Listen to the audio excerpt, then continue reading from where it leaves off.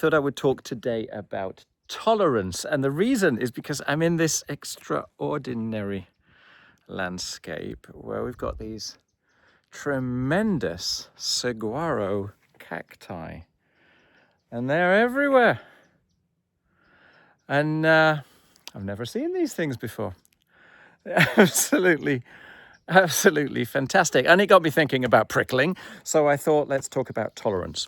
Okay, so let's put that one behind me. That one looks pretty.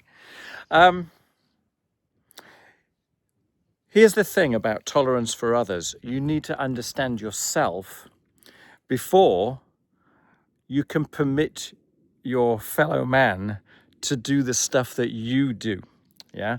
Once you understand yourself a little better, yeah, let's not say perfectly, but a little better, and you realize that even though you understand yourself, even though you've got your bedrock, you've found your anchor, you have emotional capabilities which are somehow more robust now, that you still get triggered, that you still sometimes forget that a thought is a thought and think it's you.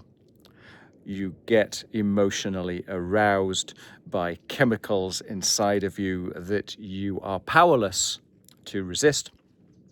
You know, the difference is once you've come down this path of awakening, or whatever grandiose word you might like to call it, the difference is that then you notice it, and rather than reacting and just plowing down that rail track, instead you've got the ability at least to choose your response. It doesn't mean you will choose your response, but it does at least mean that you have the possibility to do so. Let's go this way now. Once you understand yourself, once you understand where your emotions come from,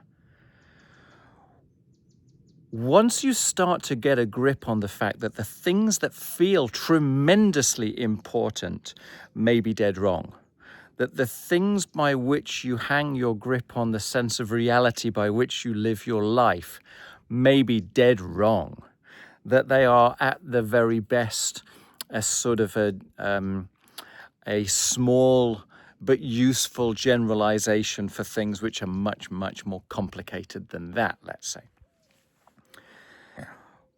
And yet, having understood all of that, you realize the way that you still, get dragged off track. You can come back to track, but there's something wonderful about going off track, right? It's part of feeling alive to go off track, but then to have this strength to go back. Well, the thing is, once you've got all that in your mind, well, then suddenly you can permit everybody else to do the same thing. They might be different to you. They might have a different perspective to you because they've got a different background to you. They've had different experiences from you.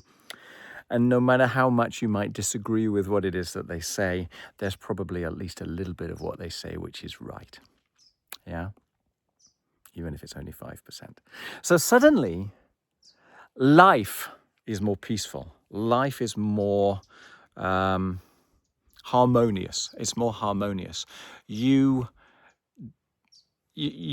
along with everybody else, start to dance to the rhythm of nature, rather than you seeing yourself as a distinct thing which can fight against the system. Instead, you're harmonizing with all.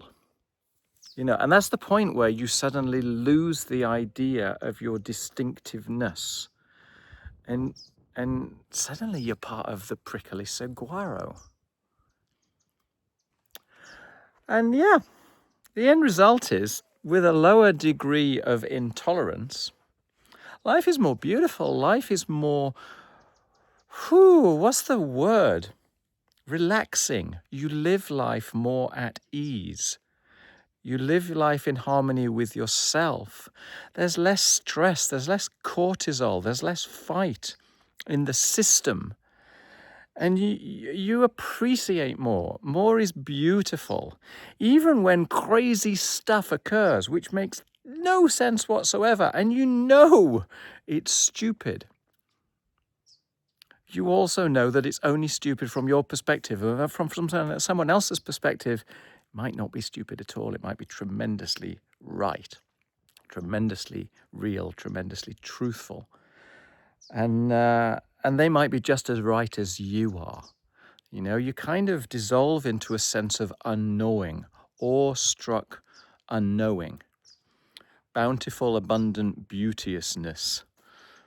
Everything is fructious. Everything is fruitful. Everything is tremendously beautiful, tremendously beautiful. Yeah?